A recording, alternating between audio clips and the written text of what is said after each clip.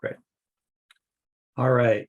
Well, I want to really thank you all. I was in Miriam today, and I don't get many events that are only 15 minutes from my house, so I was pretty excited about that. But I said, I've got to go. I've got another meeting in 30 minutes. And they're like, oh, where is it? I said, it's in Colby. And they said, you're not going to make it. I said, I will if I Zoom. So here I am. So I appreciate everyone being here. Most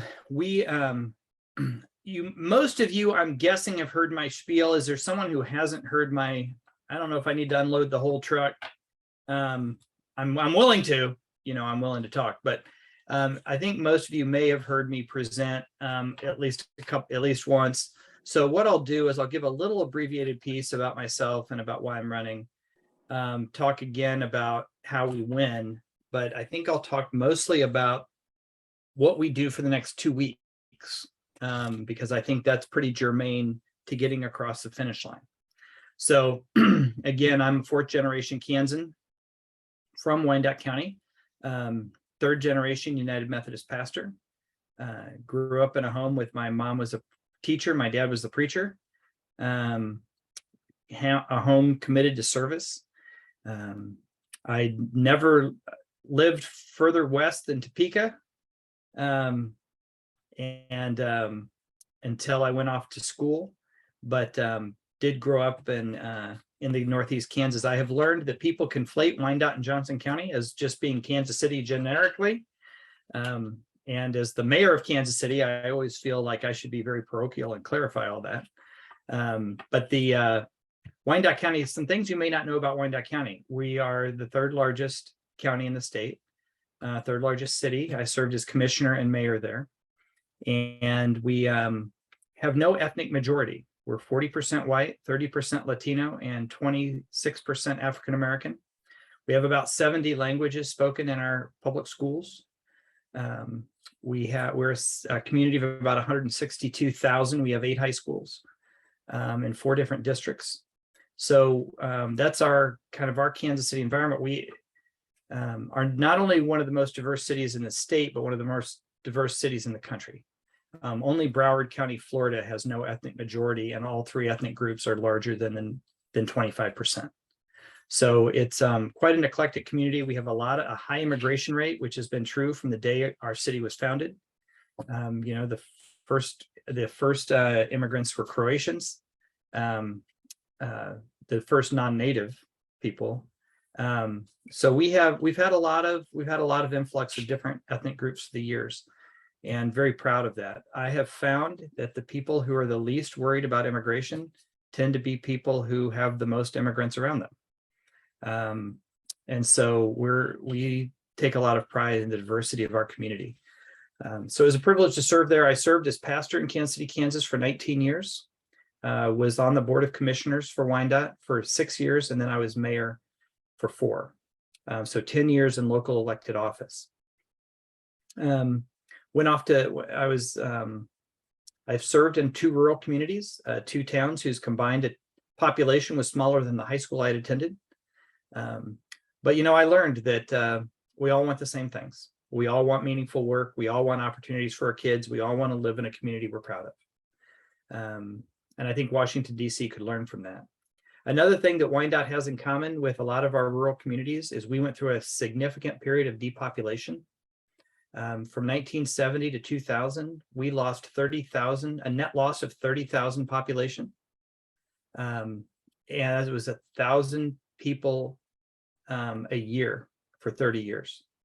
And that was about a family of 3 every single day we lost from our community. And the devastation that created in terms of the institutions. The hospital I was born in has been torn down. The school my mom taught in has been closed. The church I was baptized in has been closed forever.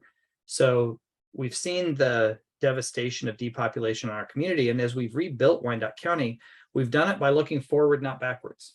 And one of my former bishops, and those of you who don't have bishops like Terry, bless his heart, we can just pray for you, but we have bishops.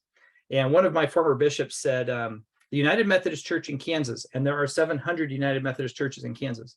The United Methodist Church in Kansas is perfectly positioned for mission and ministry. in the unlikely event that the 1950s come back. And friends, we have an entire political party in this state and in this country that is perfectly positioned for the 1950s to come back. And this election is not going to be about who's liberal or conservative. It's going to be about who's looking forward and who's looking backwards. As someone just told to me today, the way our country's going right now, it's just like a car. If you want to go forward, you put it in D. If you want to go backwards, you put it in R. We have to move forward. And this is the forward movement that we need. The way we've grown Wyandotte County is with new industries and new opportunities.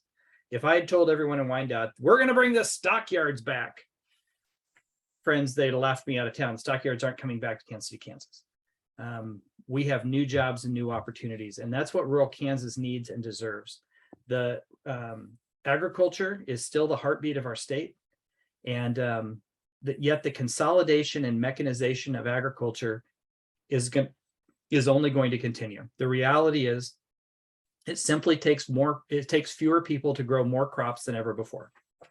And that means that it sustains fewer communities because there's just not the same number of people working there. We need new opportunities to augment the agricultural industry in our state. And a big part of that is catching up with rural broadband. And I can tell you it's not just rural broadband, it's urban broadband, because there are parts of my city that don't have it either.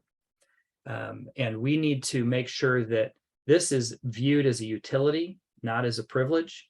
It's as important as electricity and water to both residents and to businesses. And you can't tell a farmer that they don't need broadband. Folks, if you're running a business and you're running a high-tech business, and you need the tools to run a high-tech business in the rural communities. Jerry Moran voted against that. The $3.8 billion in infrastructure that was passed last fall, bipartisan, Democrats and Republicans voted for it. Jerry Moran joined the extremists and voted against rural broadband. I don't know how you get away with that. It's inexcusable. But the reasons I'm running for this race, I want to look forward. I want to grow the whole state. I want to look at new industry and new opportunity for Kansas. I want to honor the legacy businesses that we have that are so important to us and to grow new. So that's a big part of it. Jerry Moran gets a pass for being a moderate. He is not. His vote on guns is not moderate. Common sense gun reform that was just passed a couple months ago. The Democrats and moderate Republicans voted for it. Jerry joined the extremists and voted against it. And he's had a very extreme view on women. He wants the U.S. Supreme Court to enforce his religious views on the rest of us. And I take this personally. I have 4 kids who are reproductive age, 24, 21, 17, and 16. I have 3 boys, 3 older are boys, and my youngest is a 16-year-old daughter. It is unacceptable for any other religious group to tell my kids what decisions they can make for their bodies. It's inexcusable. And we need to continue to press that. Jerry Moran took down the U.S. Supreme Court. He sponsored 75 different bills in Congress to take away a woman's access to abortion, healthcare, and birth control. He also put $50,000 into Vote Yes. That's inexcusable. He was the 5th largest spender in the state on Vote Yes to try to make the Kansas Constitution reflect his religious views. As a pastor, I'm uniquely qualified to stand up for the separation of church and state. I do not want to put my views on you, and I don't want you to put your views on me. That's an idea that we cannot back off on. So I feel passionate about that. So those are some areas that I feel passionate about. I could talk more about public education. Jerry Moran opened the door for public money to go to private schools. I think that's wrong. God bless everyone that sends their kids to private schools. There's a place in our state for private schools. There's no place for public money in our private schools. And so we need to stand firm on that. But we need moderate leadership. It's been a long time since we've elected a Democratic senator from Kansas. It's not been that long ago since we elected moderates to the U.S. Senate. But the Republican Party in Kansas has purged all the moderates out. At the State House, there were 4 Republicans who voted against putting Value Them Both on the ballot. All 4 have been primaried, and they're all gone.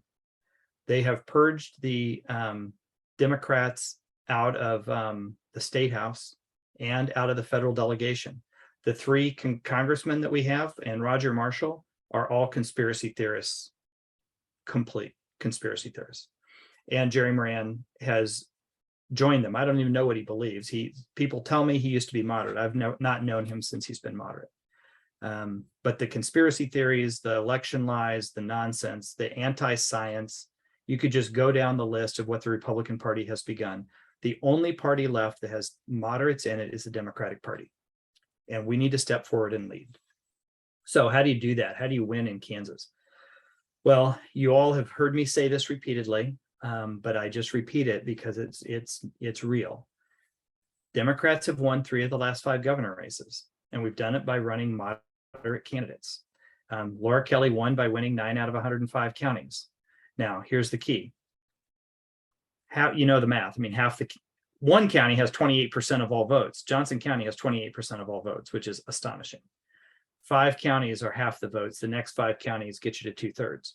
But we cannot neglect our rural communities. And I get fed up with Democrats across the country and statewide that complain about how we lose in our rural communities, but we don't spend any time working in them. We don't spend any time sharing our message. And I believe we don't need to apologize for being Democrats out in rural Kansas. We just need to tell our story.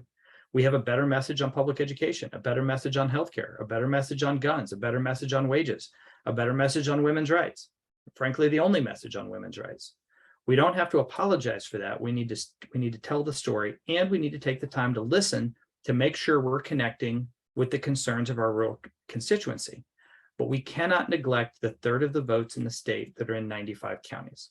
That makes me crazy. We absolutely have to step up and do a better job connecting in our rural communities, which is why I've traveled everywhere, and which is why I'm coming back to Salina Hayes, and I believe I'm coming back to Colby, but we're working on it. You know, there's a lot of Kansas between here and there, I can tell you that. But I'm absolutely committed because we need to, it's not just showing respect, it's learning, it's connecting, it's the real work that we need to be doing. So I value that tremendously. But that's the key. We need to win the big cities, but we also need to do better in the rural communities. And the way we do that is by getting out our low propensity voters. Laura Kelly won this state by only 53,000 votes statewide. 53,000. 2 years later, 75,000 registered Democrats came out and voted who had not voted in her race. That's 1.5 times her margin of victory for people who already share our values. They already know where to park, and they already know they've already pulled the lever once. Now, we're going to spend no time in the last 2 weeks, and I've said this for 9 months, but we're going to say it for the last 2 weeks. We're going to spend 0 time trying to convince your Uncle Larry that his conspiracy theories are not true. Uncle Larry's gone, and he's not coming back. So we just need to let him go. It's also not our job to remind Uncle Larry when to vote. That's somebody else's job. That's not our job. So we're going to let that go. We're going to spend our time getting Democrats, unaffiliated, and moderate Republicans out to vote. Now, we know who the Democrats are because they're registered Democrat. We know who the unaffiliated are because they're registered unaffiliated. We do not know who the moderate Republicans are on paper, right? Because all we know is how you're registered. We don't know how you vote. So there are some algorithms that tell you this person may or may not be moderate. I find them very dubious. But your job on the local level is to bring the moderate Republicans out. And it's easy to know. You know who the moderate Republicans are, right? It's not hard. And actually, there's just a 2-question test if you're not sure. 1, do you believe the election was stolen? And 2, do you believe COVID is a Democrat flu? If they can pass that test, they're moderates and bring them to the polls. If they can't pass that test, just tell them to have a nice afternoon and move on your way. But the targeting we're going to do is going to be entirely around the unaffiliateds and the low propensity Democratic voters. That's the key. And the low propensity Democratic voters, we know who they are. We know who those 75,000 people are, and we know who they are in your county. And if your county needs that list, we'll run it for you.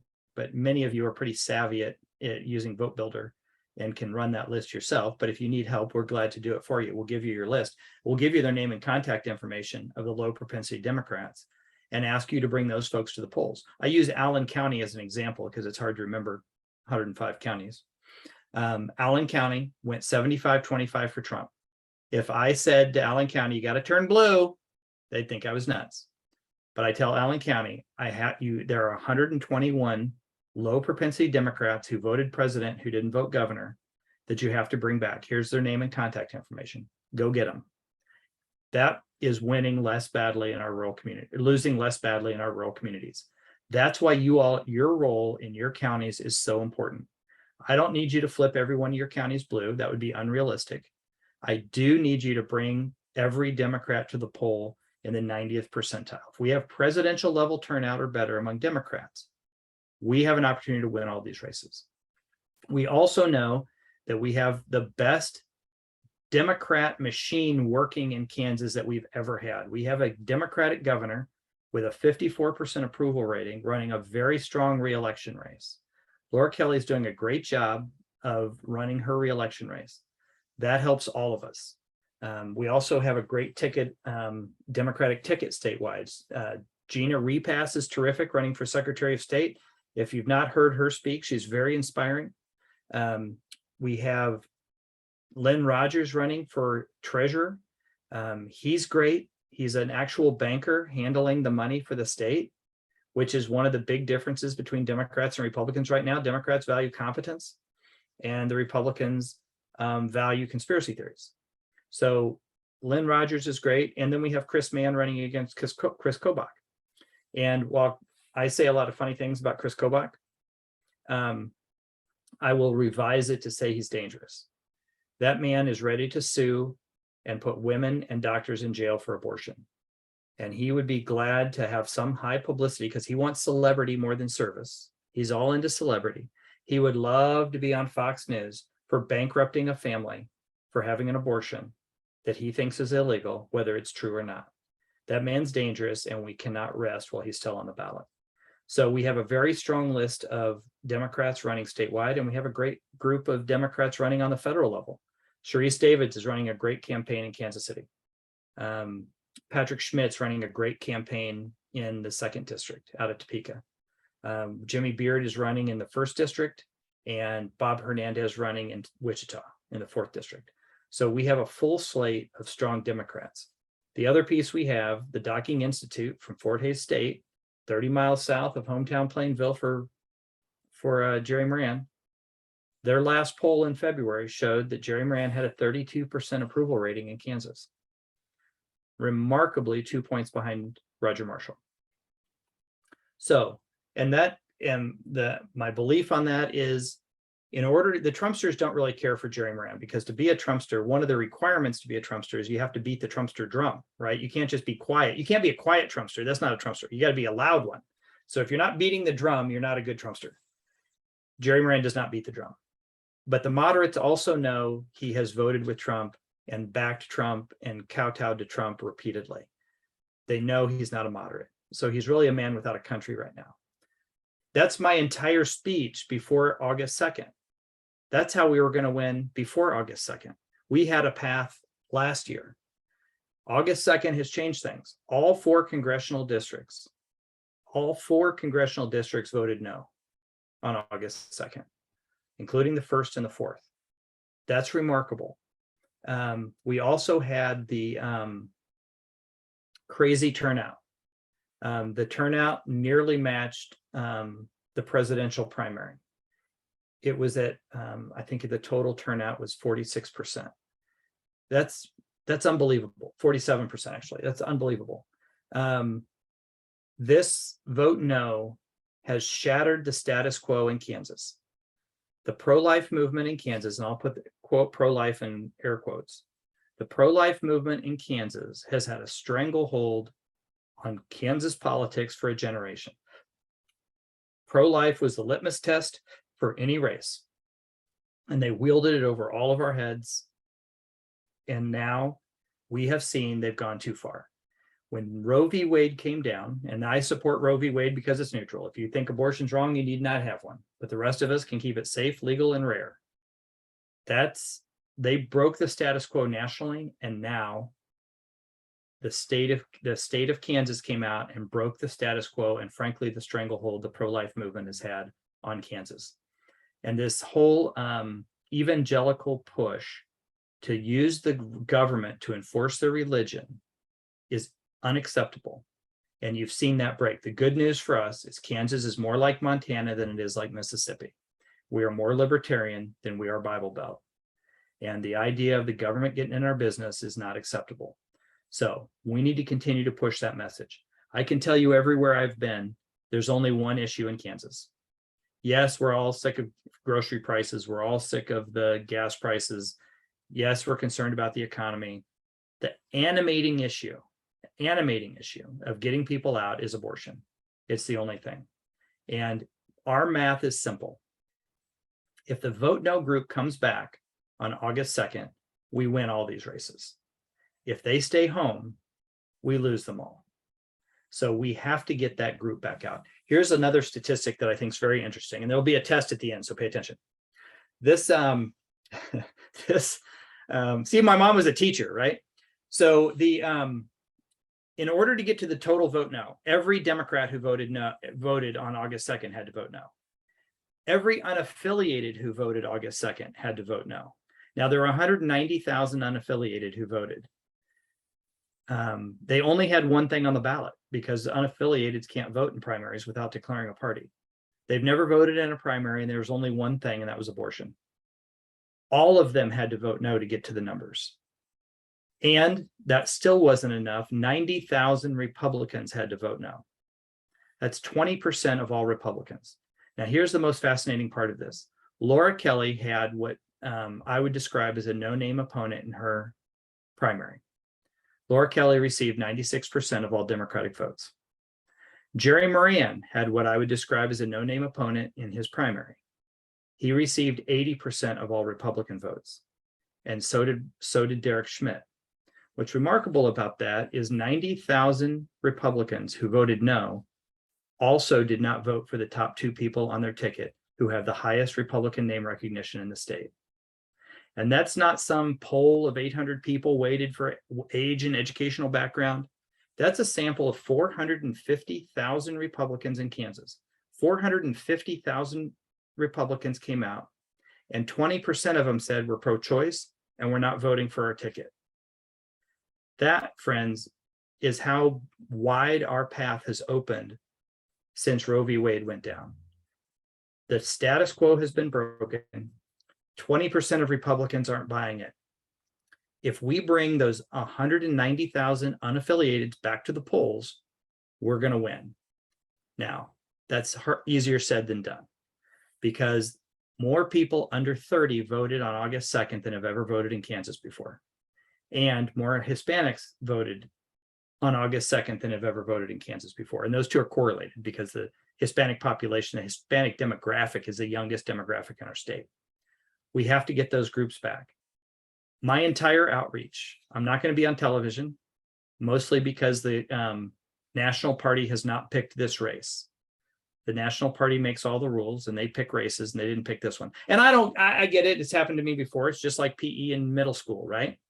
You know, they have the captains and they pick their girlfriend, then they pick their best friend, then they pick the athletes. And finally, everyone needs a PE credit. So they have to pick the kid that's going to become a preacher. So I get it. We just didn't get picked.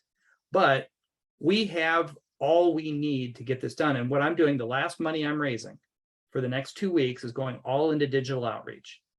People under 30 are not watching television, and the television ads are pennies on the dollar for reaching persuadable voters. We're using all of our money to reach people on this. This is where kids are spending their time. And I say kids because I have kids this age. They're spending their time on their phone, and we're doing digital ads targeting them. It's a little creepy how it works. It's a little creepy, but we can target people. We know who the unaffiliated are, and we're going to go get them. That's our entire path for the next 2 weeks, is reaching out. What I need from you all is to continue your outreach to those low propensity Democrats. Make sure we get presidential level turnout in every county in Kansas. I don't care if you have 100 Democrats or 1,000. We need every one of them to vote. And to continue your outreach to the unaffiliateds, because unaffiliated, and I would specify the unaffiliated who voted August 2nd. That's our group.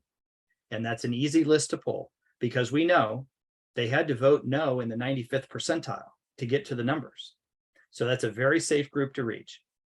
You target those groups in your county. And again, the smaller counties are going to have fewer people, but we need every one of those votes.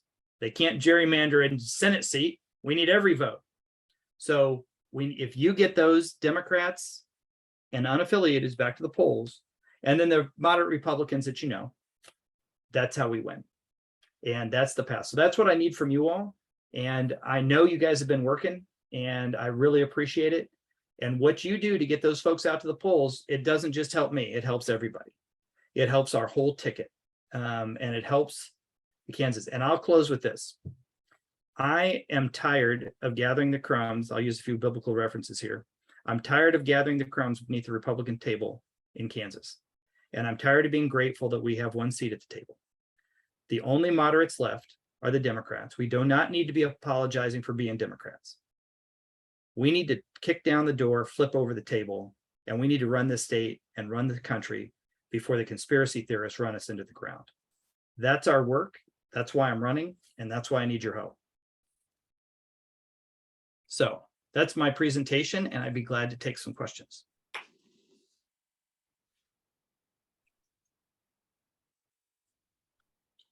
Tim, you got to unmute. I'm going to stop recording at this point. Okay.